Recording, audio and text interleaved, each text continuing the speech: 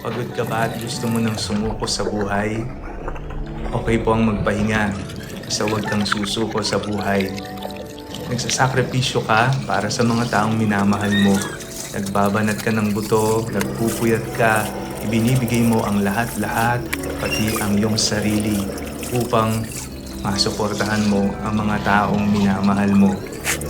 Bigyan mo rin ng panahon ng iyong sarili. Huwag mong pababayaan ang iyong katawan, kaisipan at damdamin. Magpahinga, mag-recharge ka.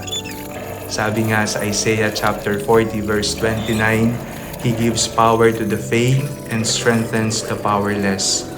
Mag-recharge ka sa Panginoon. Hingin mo ang ibayong lakas upang makapagpatuloy ka sa laban ng iyong buhay. Mahal ka ng Diyos. Huwag mong pababayaan ang sarili mo. Mahalin mo ang sarili mo. Magpakatatag ka.